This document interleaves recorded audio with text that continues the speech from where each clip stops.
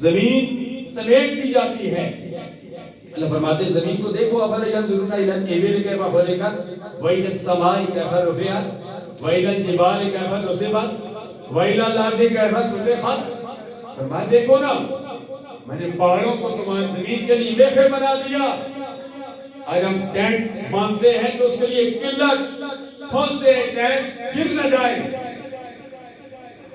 فرمایا میخیں بنا دیا. یہ زمین کے قلے ہیں. اگر یہ پہاڑ نہ ہو زمین ہلے زلزلہ آ جائے. روز ہی زلزلے آتے ہیں.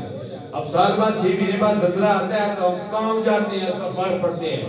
لیکن جو ہی زلزلہ جاتا ہے پھر ہم سب کچھ بھول جاتے ہیں. یہ پہاڑ کالا چٹا پہاڑ ہے یا کوا گاڑ ہے. کوئی بھی گاڑ ہے یا کالا چٹا پہاڑ ہے. یہ زمین کے قلعے ہیں. یہ میخیں ہیں. افلا ینظرون الی الابل کیف خلقت. اللہ فرماتا تم لوگوں کو اونٹوں کی طرف دیکھو. اونٹوں کی پیدائش کی طرف دیکھو کتنا ثابت جانور ہے. فرمایا 7 دن تک پانی نہ دو پھر بھی یہ بھوکا پیاسا منو بدن لے کے بھاگ رہا ہے. فرمایا اس کے صبر کو دیکھو. اس کا مقصد یہ نہیں کہ ہم کو اونٹ کو پانی پلانا بند کر دیں. جانوروں کو بھی پانی پلایا کرو. بکریوں کو بھی پانی پلایا کرو. بلیوں کو بھی پانی پلایا کرو. مرغیوں کو بھی پانی پلایا کرو. اپنی گائے کو بھی پانی پلایا کرو. جس طرح ہمیں پیاس لگتی ہے جانوروں کو بھی پیاس لگتی ہے. فرمایا اونٹوں کو بھی پانی پلایا کرو. ایک اونٹ بھی اللہ کے پیارے حبیب کی خدمت میں حاضر ہو گیا. عرض کرنے لگا یا رسول اللہ صلی اللہ علیہ وسلم میرا مالک مجھے چارہ نہیں دیتا. مجھ پہ وزن زیادہ لاتا ہے. مجھے چارہ کم دیتا ہے. یہ واقعہ بھی ہمارے لیے سبق ہے.